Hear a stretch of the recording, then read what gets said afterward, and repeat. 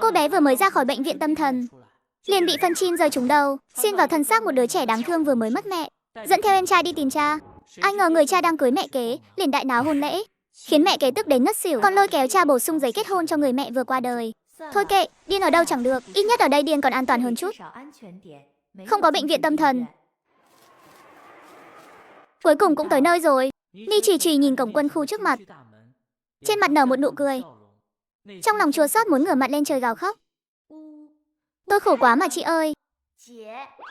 Đây chính là nơi cha đang ở sao? Ừ, vậy ông ấy có nhận chúng ta không? Em nên nghĩ xem chúng ta có thèm nhận ông ta không mới đúng. Ông ta làm gì có quyền lựa chọn chứ? Đi thôi, mê mơ.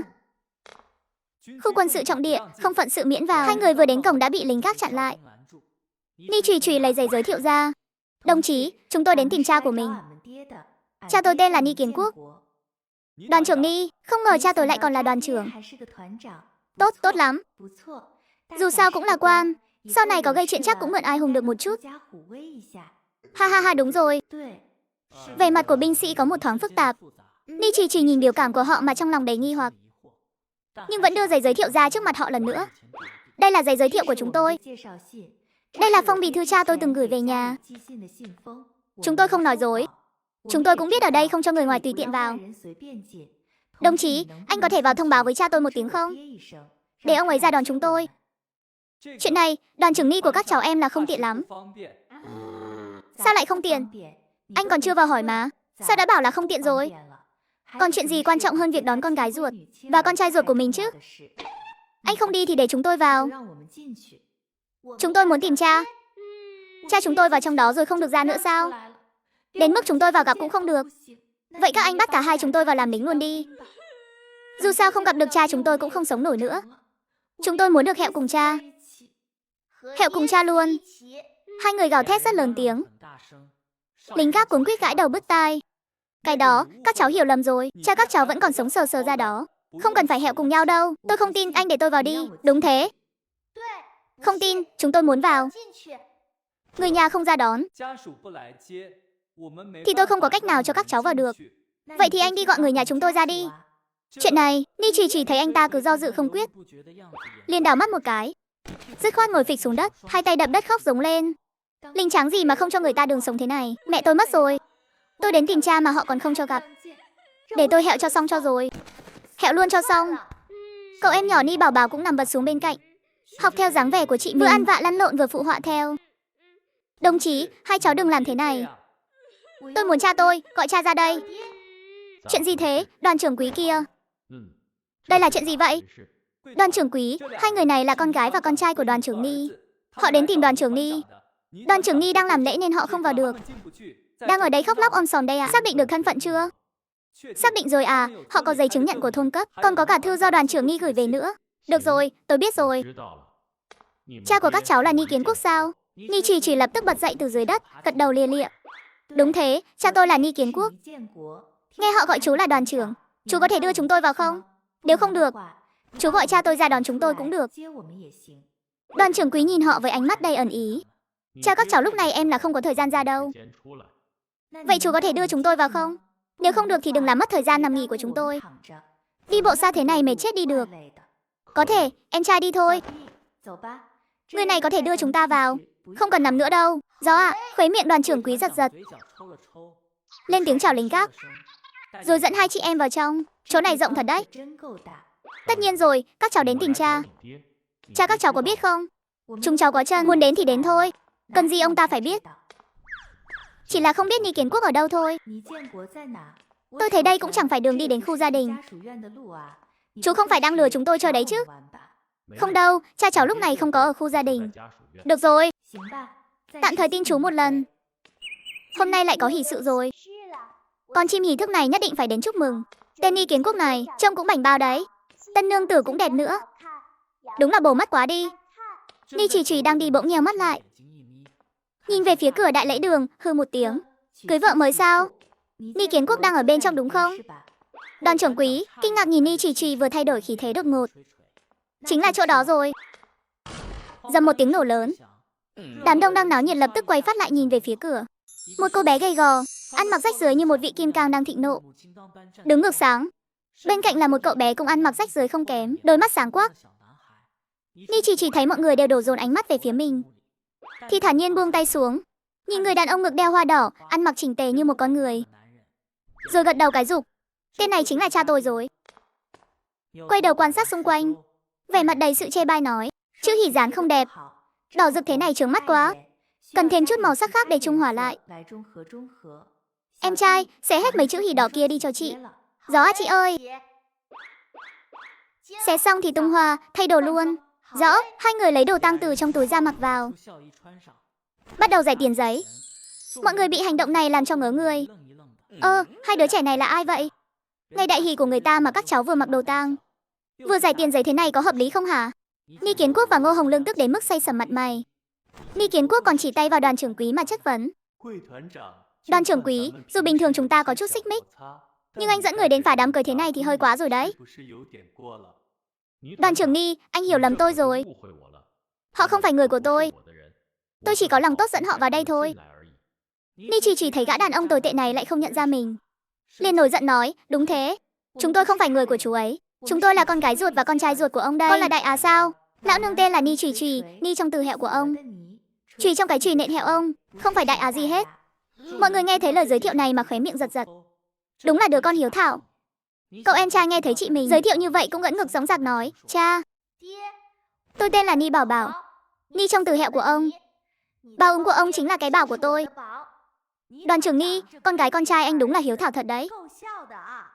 Ni Kiến Quốc tức đến đỏ mặt tía tai, thở hồng hộc chỉ tay vào họ, các ngươi. Mẹ các ngươi dạy dỗ các ngươi như thế sao? Thật là quá vô giáo dục. Ta phải hỏi kỹ bà ta xem đã dạy con kiểu gì. Ông muốn tìm mẹ tôi à? Mẹ tôi hẹo rồi. Hay là bây giờ ông tự rạch cổ xuống dưới địa phủ mà hỏi bà ấy xem đã dạy chúng tôi thế nào? Mẹ ngươi mất rồi sao? Bị một phong thư của ông hại hẹo rồi, còn cả chúng tôi nữa. Có mẹ sinh mà không có cha dạy, vô giáo dục chẳng phải là chuyện đương nhiên sao? Ta không muốn thế, ông không muốn. Nhưng ông đã làm thế rồi. Đồ đàn ông tồi tệ vong ơn phụ nghĩa. Xương cốt mẹ tôi còn chưa lạnh đâu, mà ông đã hăm hở cưới vợ mới rồi. Không sợ mẹ tôi hiện hồn về xử lý các người sao? Ta không ngờ, ta và mẹ con là hôn nhân sắp đặt. Ta chỉ là đang lập lại trật tự thôi. Phi, hôn nhân sắp đặt cái gì? Chẳng lẽ lúc đi ngủ cũng là người khác ép ông chắc? Ông cứ việc ngụy biện, dù sao tôi cũng được sinh ra khi ông đi lính. Ông có thể nói là mình chưa được tiếp nhận giáo dục tư tưởng đúng đắn. Vậy còn nó, năm nay nó 6 tuổi. Lúc đó ông đã được giáo dục bao nhiêu năm rồi? Được rồi, ngày đại hỷ có chuyện gì thì để sau hãy nói. Cứ cử hành hôn lễ trước đã. Hôn lễ, đúng thế. Cha cháu và đồng chí Ngô hôm nay làm đám cưới. Các cháu đến cũng thật khéo. Có thể tham dự đám cưới của cha mẹ các cháu, ha ha ha.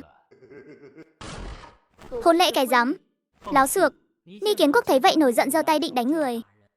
Ni chỉ chộp lấy cánh tay ông ta. Tôi là do mẹ tôi sinh ra, cũng là do mẹ tôi nuôi nấng trưởng thành. Ông không thừa nhận mẹ tôi thì ông không có tư cách đánh tôi. Nói xong liền tung một đòn vật qua vai đầy điêu luyện. Ni Kiến Quốc bị vật ngã chồng vó lên trời. Kiến Quốc, anh có sao không? Tôi không sao. Ni Kiến Quốc được đỡ dậy, ánh mắt đầy giận dữ nhìn Ni Trì. Đại Á, mày thật là vô pháp vô thiên rồi. Mày dám mất cả tao sao? Tao biết trong lòng mày có oán khí, nhưng tao và mẹ mày không có tình cảm. Năm đó là do ông bà nội ép tao. Đó là hôn nhân sắp đặt. Bây giờ người ta đề cao tự do yêu đương rồi. Đúng thế, tiểu đồng chí bớt giận đi. Có chuyện gì đợi hôn lễ kết thúc rồi nói được không? Ni Trì nhìn cái kè hết lần này đến lần khác khuyên mình rồi hỏi, chú có cha mẹ không? Cái này mà còn phải hỏi sao? Ai mà chẳng có cha mẹ chứ? Không có cha mẹ, chẳng lẽ chui ra từ kẽ đá chắc? Vậy chú có anh chị em không? Dĩ nhiên là có. Vậy mẹ chú đã kết hôn chưa? Cái con bé này toàn hỏi mấy chuyện vô ích. Chú lớn ngần này rồi thì cha mẹ chú dĩ nhiên là phải kết hôn rồi chứ. Vậy anh chị em của chú kết hôn chưa? Cũng kết hôn rồi. Vậy họ đều kết hôn sau ngày giải phóng sao? Chuyện đó sao mà có thể được? Nếu đã như vậy thì cha mẹ chú và anh chị em chú có phải là hôn nhân sắp đặt không? Có phải cũng nên để họ ly hôn hết đi, để cha chú, anh rể, em rể chú đi cưới người khác không? Con bé này sao lại nói năng kiểu đó? Sao có thể khuyên người ta ly hôn chứ? Nổi giận rồi sao? Do đâm vào người mình mới biết đau, biết giận rồi à? Nếu như cha mẹ chú và anh chị em chú có thể không bị hủy bỏ hôn nhân, Thì dựa vào cái gì mà hôn nhân của mẹ tôi không được công nhận, lại bị coi là không tính? Đó cũng không phải là chúng tôi bảo không tính, mà là cha cháu bảo không tính đấy chứ. Ông ta bảo không tính thì các người cho là đúng sao? Ông ta bảo không tính thì các người liền vội vàng khuyên tôi bỏ qua cho êm chuyện. Vậy mẹ tôi có lỗi gì? Bà ấy không muốn tuân theo cái gọi là hợp pháp hợp quy của các người sao? Là bà ấy không muốn sao? Lúc bà ấy kết hôn làm gì có mấy cái này? Cũng không có ai bảo bà ấy phải đi lĩnh giấy kết hôn.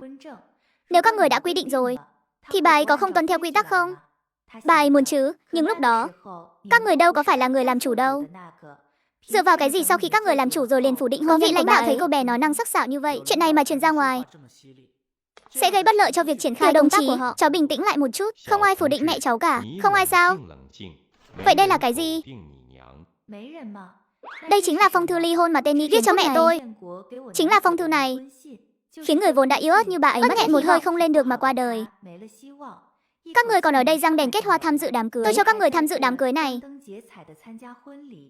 tôi sẽ phá nát hết tất cả. Mau ngăn con bé lại. Lãnh đạo nhìn hiện trường hỗn loạn, không cần nghiêm giọng ra lệnh. Tôi phá xong rồi. Lãnh đạo vẻ mặt rất không hài lòng nhìn cô. Cháu làm thế này là phá hoại tài sản tập thể đấy. Cứ để cha tôi đền. Đền bù thế nào cho đủ đây? Là muốn ngồi tù hay muốn bị tiễn đi ăn kẹo đồng? Tôi vẫn còn là một đứa trẻ. Mọi chuyện cứ để cha tôi gánh chịu. Nếu chưa đủ để tiễn đi thì tôi có thể phá thêm nhiều chút nữa. Lãnh đạo day day thái dương, vẻ mặt đầy vẻ không đồng tình nhìn về phía Ni Kiến Quốc sớm đã tức đến mức trợn trắng mắt. Mày, đồ nghịch nữ. Ông là nghịch tử. Tôi dĩ nhiên phải là nghịch nữ rồi. Nếu không sao có thể làm con gái ông được chứ. Lãnh đạo, mẹ tôi bảo tôi hỏi các người một câu. Câu gì? Lãnh đạo nhìn Ni Trì Trì, nhưng ông ta lại không thể không cho cô nói gì tốt đẹp. Mẹ tôi nói, tôi tuy chỉ là một phụ nữ tầm thường, không thể ra trận xử lý kẻ thù như nhiều người khác, dốc hết thân mình cho cách mạng. Nhưng tôi cũng từng tự tay khâu áo đóng giày. Tại sao sau khi giải phóng tôi lại mất đi chồng mình? Không phải nói các người là bảo vệ nhân dân sao? Chẳng lẽ tôi không phải là nhân dân? Lãnh đạo, mẹ tôi hỏi các người, bà ấy có phải là nhân dân không? Mẹ cháu dĩ nhiên là nhân dân. Vậy tại sao các người không bảo vệ bà ấy? Để chi viện cách mạng. Bà ấy đưa chồng mình đi lính, một mình người phụ nữ trên phụng dưỡng cha mẹ chồng, dưới nuôi nấng con cái. Việc trong việc ngoài đều một mình bà ấy lo. Bà ấy không kêu khổ không kêu mệt, chỉ hy vọng các người có thể giải phóng. Nhưng kết quả thì sao? Tiểu đồng chí, chuyện này không thể nói. Vậy tôi nên nói thế nào? Nên khua chiêng gõ trống chúc mừng cha tôi cưới vợ, rồi sau đó reo hò nhảy múa hô vang là mẹ tôi đáng đời.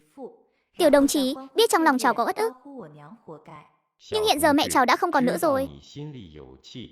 Cha cháu và đồng chí Ngô cũng đã kết thành bạn đời cách mạng rồi.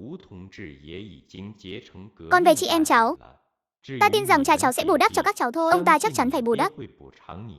Nhưng chuyện này không thể tính toán như thế được. Vậy cháu muốn tính thế nào? Ni Trì Trì đi đến ghế ngồi xuống, nhìn những người khác rồi nói. Ni Kiến Quốc, tôi hỏi ông một câu cuối cùng. Hôn nhân của ông và mẹ tôi có phải là hôn nhân sắp đặt không? Ni Kiến Quốc bị mất mặt. Lúc này đang vô cùng căm ghét kẻ thấy lời cô nói liền nghiến răng nghiến lợi. Đúng. Năm đó ban đầu ta muốn đi lính là do ông bà nội mày ép ta cưới xin. Ta vốn dĩ chẳng hề thích mẹ mày chút nào. Tốt, nói hay lắm. Lãnh đạo, tôi muốn tố cáo Ni Kiến Quốc có là dâm nữ phỉ. Tôi và em trai tôi chính là bằng chứng. Tôi còn tố cáo Ni Kiến Quốc hành xử kiểu địa chủ, giam lỏng mẹ tôi ở nhà họ làm việc không công bao nhiêu năm nay. Một xu tiền công cũng không trả.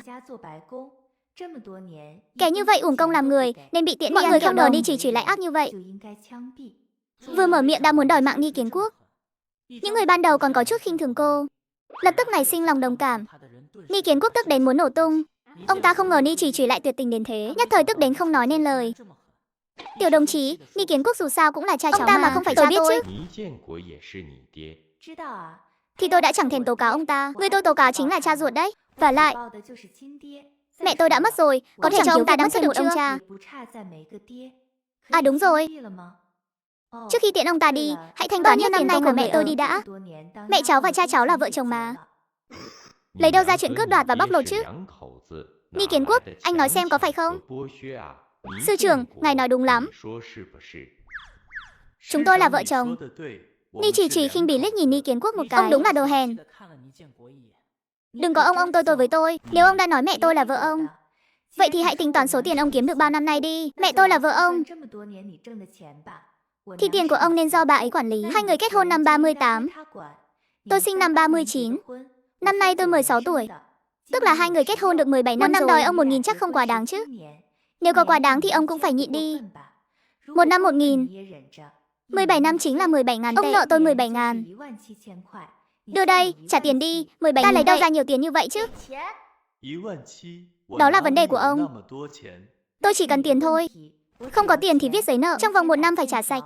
Sau này lương của ông cũng phải chia cho tôi một nửa. Dựa vào cái gì? Ngô Hồng Lương nghe cô không chỉ đòi 17.000 mà còn đòi một nửa lương hàng tháng của Ni Kiến Quốc.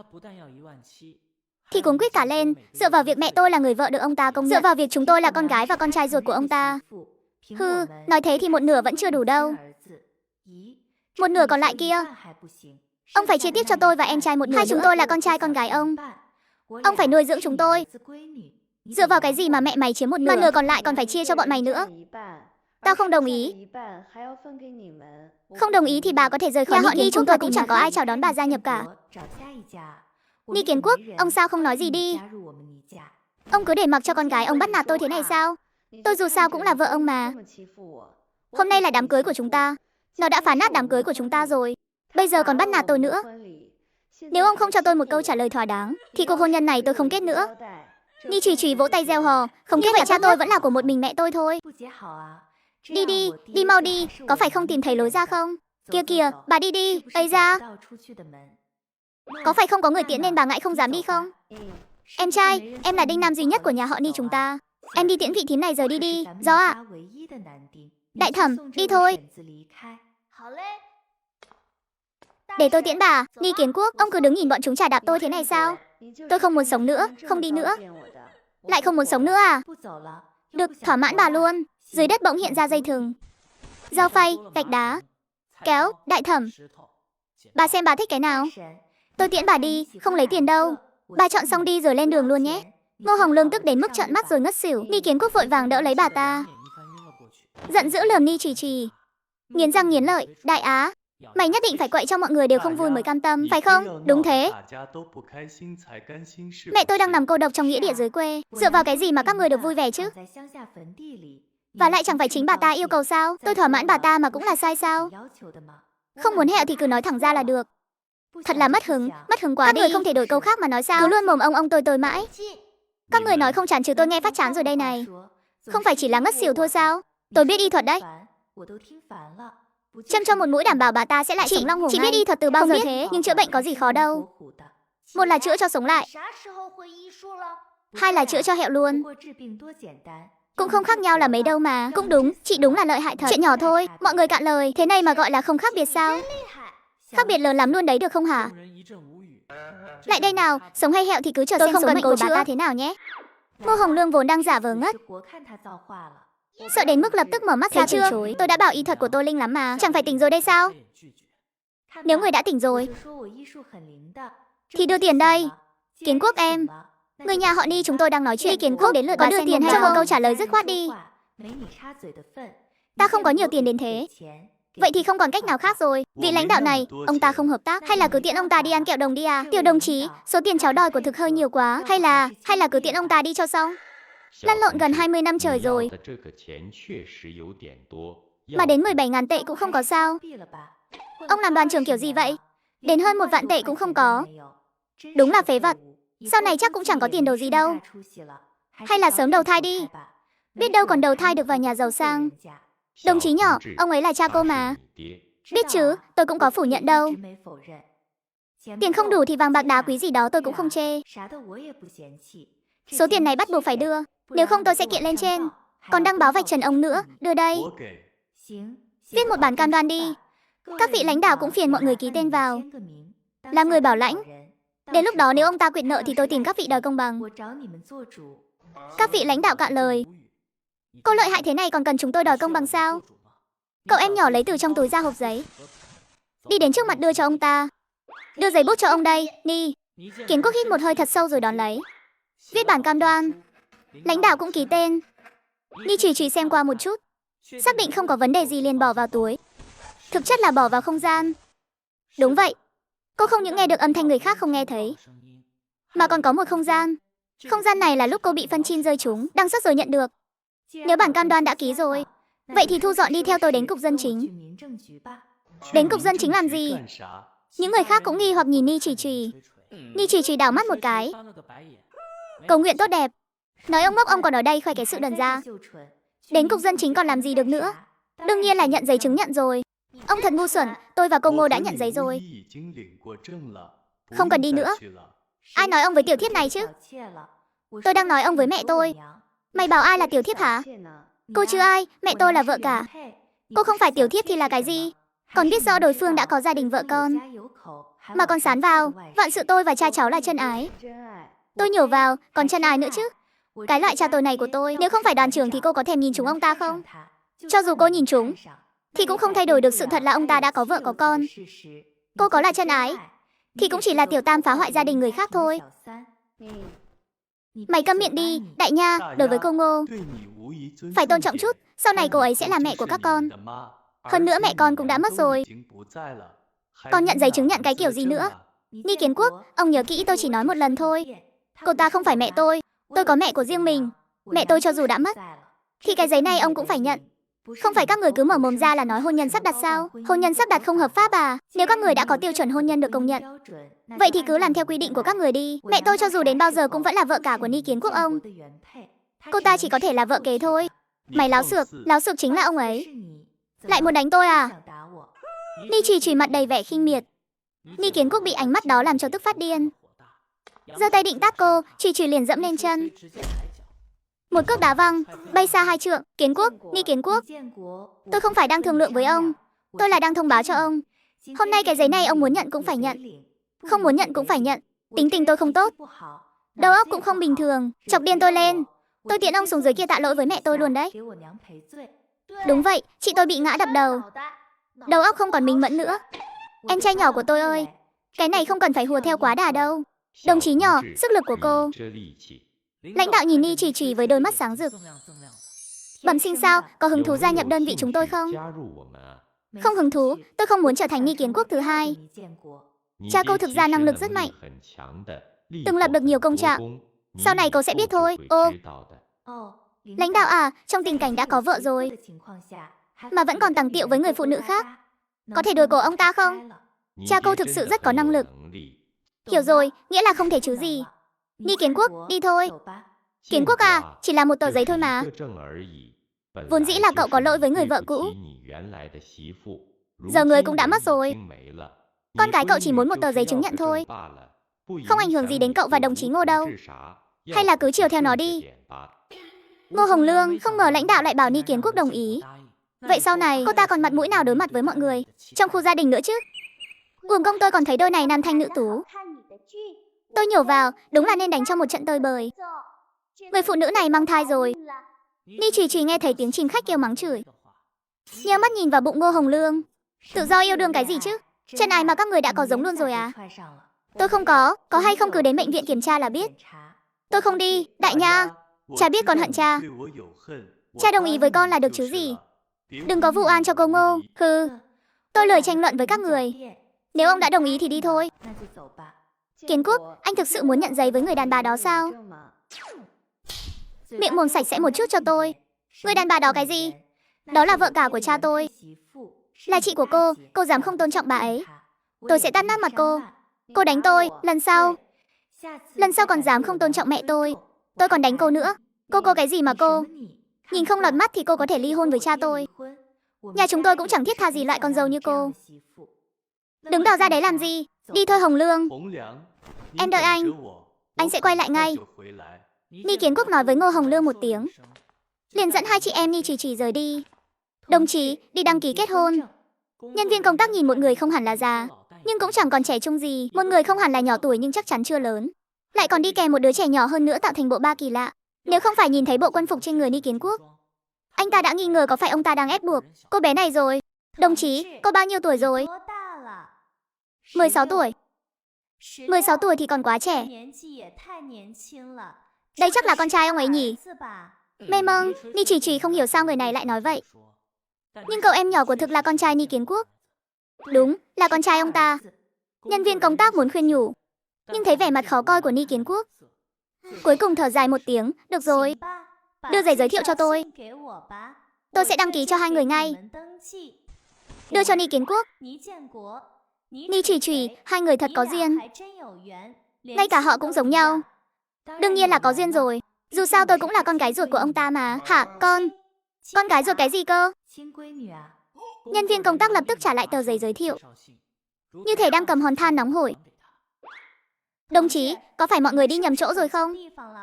Đây là nơi làm thủ tục kết hôn. Không nhầm đâu. Chính vì là nơi kết hôn nên chúng tôi mới tới. Nhưng hai người là cha con mà. Đúng vậy, cha con thì không thể nhận giấy kết hôn. Ni Chỉ Trì bừng tỉnh đại ngộ. Hóa ra là hiểu lầm rồi. Cười nói, đồng chí, anh hiểu lầm rồi. Người nhận giấy kết hôn không phải tôi và ông ta, mà là mẹ tôi và ông ta. Cô gái nhỏ bắt cha đưa ra một nửa tiền lương, đưa cho người mẹ đã khuất của mình làm bồi thường, lại đưa thêm một nửa tiền lương nuôi cô và em trai.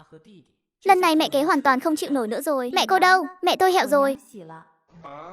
Nhân viên công tác rất muốn hỏi. Người mất rồi còn nhận giấy làm gì nữa? Ni Chỉ Trì nhìn vẻ mặt là biết anh ta muốn hỏi gì. Lau lau, đôi mắt chẳng có gì ngoài vẻ mệt mỏi bắt đầu kể khổ. Đại nương à, không phải cháu cố chấp đâu, mà thật sự là họ quá bắt nạt người rồi. Mẹ cháu mười mấy tuổi đã gả cho cha cháu. Ông ta phủi mông một cái là đi nhập ngũ, để lại mẹ cháu vừa làm cha vừa làm mẹ. Con phải làm nha hoàn, làm người ở phục vụ cả nhà. Kết quả cha cháu thành đạt rồi lại chê bai mẹ cháu. Nói cái gì mà hôn nhân sắp đặt không tính, đòi ly hôn. Mẹ cháu đau lòng quá độ, cộng thêm lao lực mà đổ bệnh. Người cứ thế mà ra đi. Chúng cháu ở dưới quê không sống nổi nữa mới lên tìm ông ta. Thì ông ta đang tổ chức đám cưới với nhân tình. Cây mẹ cháu trồng, dựa vào cái gì mà để kẻ khác hỏng mát chứ? Không phải không thừa nhận mẹ cháu sao? Vậy thì cứ nhận giấy kết hôn đi, để mẹ cháu cho dù đến lúc nào cũng vẫn là vợ ông ta. Đại nha, không được nói bậy. Cha và cô Ngô là bạn đời cách mạng, kết hợp với nhau vì mục tiêu chung, không phải nhân tình gì hết. Lúc ông ở bên cô ta, đã ly hôn với mẹ tôi chưa? Một câu hỏi khiến Ni Kiến Quốc á khẩu. Nhân viên công tác nghe xong liền hừ một tiếng, nhìn Ni Kiến Quốc bằng ánh mắt khiển trách, rồi dịu dàng nhìn Ni Chỉ Trì nói. Đại nương làm cho cháu. Mẹ cháu tên gì? Vương Tiểu Uyển, kết hôn năm 1938. Nhân viên công tác nhanh nhẹn viết tên, đóng dấu rồi đưa giấy kết hôn cho Trì Trì. Xong rồi đây. Phải giữ cho kỹ nhé. Có cái này rồi không ai có thể phủ nhận thân phận của mẹ cháu đâu. Mẹ cháu mất rồi, nhưng cháu và em trai phải sống thật tốt. Vâng, chúng cháu sẽ sống tốt. Cảm ơn đại nương. Đi thôi. Không phải đang vội cưới người đồng chí hướng của ông sao? Thanh toàn cho ông đấy. Sao ông không muốn? Thế cũng được, chỉ là một người vợ kế thôi mà. Cần gì đám cưới nữa? Dù sao cũng chẳng chạy đi đâu được. Cứ trực tiếp vào cửa đi. Ai nói không tổ chức nữa, đi. Nếu không phải tại mày, giờ này đã xong xuôi lâu rồi. Kiến Quốc, cuối cùng anh cũng về rồi. Giấy kết hôn, mẹ kế muốn xem giấy kết hôn à? Đến đây, mọi người cùng xem đi. Đây là giấy kết hôn của cha và mẹ tôi. Mẹ tôi ấy mà, bà ấy hợp pháp, đúng quy định và đúng phong tục. Mọi người nhìn cho kỹ, nhớ cho rõ nhé. Mẹ tôi là vợ cả, bất kể là xét trên phương diện nào, cũng đều là vợ cả hợp pháp đúng quy định. Bà ấy tên Vương Tiểu Uyển, một người phụ nữ đã hy sinh bản thân để thanh toàn cho một đoàn trưởng Ni Kiến Quốc như hôm nay. Thành tựu của Ni Kiến Quốc có một nửa công lao của mẹ tôi. Đủ rồi, không ai muốn biết về mẹ mày đâu. Tôi muốn cho bọn họ biết. Nếu các người đã không đợi nổi nữa rồi, vậy thì bắt đầu đi. Em trai, mời mẹ ra đây. Dạ. Mày lại muốn làm cái gì nữa? Ni Chỉ Trì không thèm quan tâm đến ông ta, vẻ mặt nghiêm nghị đón lấy bài vị từ tay cậu em nhỏ. Ngồi xuống, không muốn làm gì cả. Mẹ tôi là vợ cả, dĩ nhiên phải tham gia đám cưới của hai người rồi. Con phải uống một chén trà của vợ kế dâng lên nữa chứ. Không đời nào. Ngô Hồng Lương nghe thấy Ni Chỉ Trì lại muốn cô ta dâng trà cho một người đã khuất, hoàn toàn suy sụp rồi. Ni Chỉ Trì dường như không thấy sự suy sụp của cô ta, bình tĩnh nói, mẹ kế, không. Thím Ngô đây là lại không coi trọng cha tôi nữa rồi à? Có mục tiêu mới rồi sao?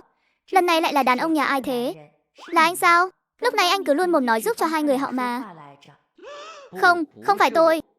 Xem ra người ta không thèm nhìn chúng anh đâu. Nói thật, cũng chỉ vì mẹ tôi mất rồi.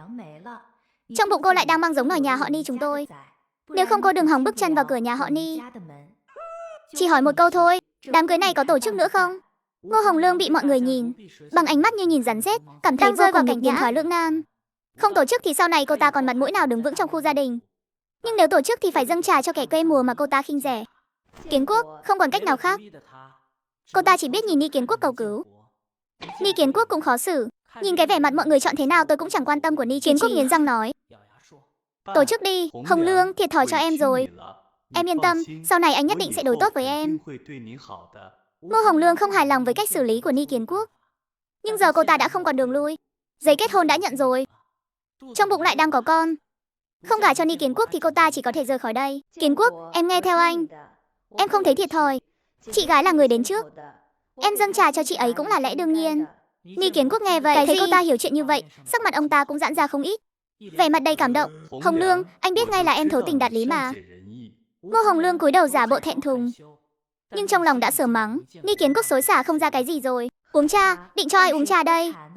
Chị Vương, mời chị uống trà. Ni Trì Trì nhìn vẻ mặt uất ức, nhưng không thể phát tác của cô ta. Đó lấy chén trà, mẹ tôi không uống được. Tôi uống thay bà ấy. Đã bước vào cửa nhà họ Ni rồi thì hãy ăn phận thủ thường một chút. Nếu không nhà họ Ni chúng tôi không chứa cô đâu. Nói xong liền uống cạn chén trà. Vừa đánh nhau vừa mắng chửi. Khát chết tôi rồi. Ngô Hồng Lương bị một đứa hậu bối sỉ nhục như vậy. Vẻ mặt vặn vẹo đến đáng sợ. Được rồi, đừng có trưng cái bộ mặt đưa đám đó ra nữa. Cha tôi vẫn còn sống nhăn răng ra đấy. Giải tán hết đi. Đám cưới cũng tổ chức xong rồi. Đã đến lúc để gia đình mới chúng tôi tự làm quen với nhau rồi. Mọi người thật là mở mang tầm mắt. Cái điệu bộ này của Ni Trì Trì, cái phong thái này đâu giống con gái chứ. Rõ ràng là đang lên mặt mẹ chồng. Những ngày tháng sau này của Ngô Hồng Lương em là khó sống rồi. Những người khác nhìn cô ta bằng ánh mắt hơi chút đồng cảm, rồi lần lượt rời đi. Con đờ ra đấy làm gì? Mau dẫn chúng tôi về nhà đi chứ. Sắc mặt Ni Kiến Quốc đen như bao công. Nắm tay Ngô Hồng Lương sải bước rời đi. Cậu em nhỏ thấy hai người họ cứ thế bỏ đi, rất bất an. Chị ơi, cha giận rồi. Có khi nào ông ấy sẽ tống chúng ta về quê không? Muốn về không? Muốn mà cũng không muốn. Muốn là vì cái gì? Con không muốn là vì cái gì? Em muốn về bầu bạn với mẹ. Mẹ ở dưới quê một mình, em sợ mẹ nhớ chúng ta. Không muốn về là vì em muốn được ăn no, không muốn chịu đói nữa. Vậy thì không về. Mẹ mình đã có ông bà nội bầu bạn rồi. Nhưng còn cha, ý kiến của ông ta không quan trọng đâu. Chị ơi, chẳng phải trước đây chị nói sẽ đưa cha về quê để dập đầu tạ lỗi với mẹ sao? Sao giờ lại muốn ở lại đây? Thế em nghĩ ông ta có chịu về cùng chúng ta không? Em trai, em nhớ kỹ cho chị. Ở chỗ chúng ta, Ni Kiến Quốc chỉ chia làm hai loại. Một, hẹo. Hai, là túi tiền của chúng ta, là cái thang để chúng ta leo lên cao. Nếu ông ta đã không thể hẹo, vậy thì ông ta bắt buộc phải làm chỗ dựa cho chúng ta. Ông ấy sẽ đối tốt với chúng ta sao? Chị sẽ khiến ông ta phải làm vậy, nhưng em cũng phải nhớ kỹ. Sự giúp đỡ của ông ta tuy quan trọng, nhưng còn lâu mới quan trọng bằng thực lực của chính mình. Ngày mai chị sẽ đưa em đi học. Chị cũng phải đi học chứ. Chị không cần, mấy cái đó chị biết hết rồi. Đến lúc đó chỉ việc đi thi thôi. Đi thôi, hai người kia sẽ không quay lại tìm chúng ta đâu.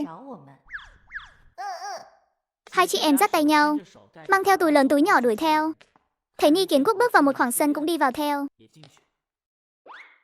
Cũng được đấy, phòng nào là của hai người. Mày muốn làm gì?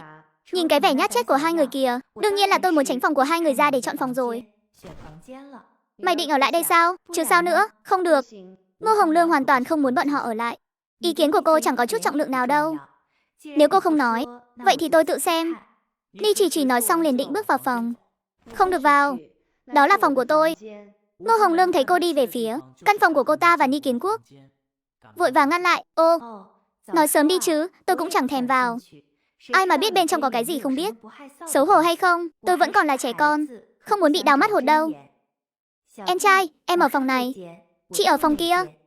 Chị ơi, em ngủ cùng chị không được sao? Chị đâu có nói không cho em ngủ cùng. Chỉ là phòng thì vẫn phải có. Nghe lời chị đi. Không được. 3 căn phòng trong nhà này bọn mày chọn hết rồi. Thế sau này con tôi ở đâu? Cô có thể ngủ cùng nó. Đương nhiên nếu cô không muốn, tôi cũng có thể nể mặt. Nó là con cháu nhà họ Ni chúng tôi, mà ngủ cùng nó, chỉ cần cô yên tâm. Tôi không yên tâm, vậy thì cô tự mà chăm. Còn nữa, tôi chỉ nói một lần thôi. Cái nhà này họ Ni, không đến lượt một người ngoài như cô lên tiếng. Còn dám lót chót thì đừng trách tôi không khách khí. Ni Kiến Quốc, anh nhìn con gái ngoan của anh xem. Cái ngày này không sống nổi nữa rồi. Không sống nổi thì có thể ly hôn. Cha tôi là đoàn trưởng. Không có Ngô Hồng Lương cô thì chắc chắn cũng sẽ có Lưu Hồng Lương, Trần Hồng Lương. Chỉ là không biết nếu cô rời xa cha tôi thì cô còn có thể tìm được đoàn trưởng nào khác không thôi. Đại nha, con bớt nói vài câu đi. Ông quản cho tốt người đàn bà của mình đi. Việc của tôi ông ít xía vào thôi. Tiền nợ tôi đến lúc phải đưa rồi chứ. Không đưa tôi sẽ đi tìm lãnh đạo của các người đấy. Mày thật sự quá vô pháp vô thiên rồi. Tao là cha mày. Nếu mẹ mày đã không dạy dỗ mày cho tốt, thì hôm nay tao sẽ dạy bảo mày ra trò, để mày biết thế nào là tôn trọng bề trên. Ông lại muốn đánh tôi à? Ta không muốn đánh con, nhưng nếu con vẫn không học được cách tôn trọng người khác, thì con đừng có trách ta động thủ đấy. Ô, được thôi, nhào vô. Đánh cho ông tâm phục khẩu phục rồi thì sau này ông khỏi cần lại nhái nữa. Láo xược, em trai, cởi giày. Cậu em nhỏ nhanh thoăn thoắt cởi ra. Gì cơ chị, giày chị cần đây. Mê mơn, đứng sang một bên đi. Đừng để bị thương lây. Được ạ, cho ông làm Trần Thế Mỹ, đồ phế vật. Mà còn muốn động thủ với bà cô nhà ông à? Hôm nay tôi sẽ đánh cho đến mức cha mẹ ông cũng không nhận ra ông luôn. Để ông biết cái nhà này ai mới là đại ca. Kiến Quốc, Lâm Đại Nha, mày dừng tay lại. Ông ấy là cha mày đấy. Mày đúng là đồ bất hiếu, cút. Nếu không tôi đánh luôn cả cô đấy. Con dám chê bai mẹ tôi. Chính bản thân ông cũng là một kẻ quê mùa thôi. Ông lấy tư cách gì mà chê bai mẹ tôi? Đồ đàn ông tôi. Có đưa tiền không? Con dám dạy bảo tôi nữa không? Đánh cho đạ tay, Ni chỉ ném trả đôi giày cho em trai. Giờ đã đi lấy tiền được chưa? Sao mày lại biết võ công? Không biết. Không thể nào, có gì mà không thể. Không biết là không biết. Còn về việc đánh thắng ông, sao ông không tự tìm nguyên nhân từ chính mình đi? Có khả năng là vì ông quá phế vật đấy thôi. Thắc mắc của ông tôi không có nghĩa vụ giải đáp. Giờ thì đưa số tiền ông nợ tôi đây. Một đứa con cái như con, cầm nhiều tiền như vậy không an toàn đâu. Hay là con đưa thêm cho ta 1 vạn nữa. Tôi lấy đâu ra nhiều tiền thế? Vậy thì đừng có lải nhải nữa, đi đi. Tôi không thích. Đợi Ni Kiến Quốc vào phòng. Một lát sau ông ta từ trong phòng cầm ra một chiếc hộp gỗ và một cuốn sổ tiết kiệm đưa cho cô. Tất cả ở đây rồi. Ông cũng biết điều đấy. Quản cho tốt vợ của ông đi. Em trai, đi thôi, đi ngủ chút nào.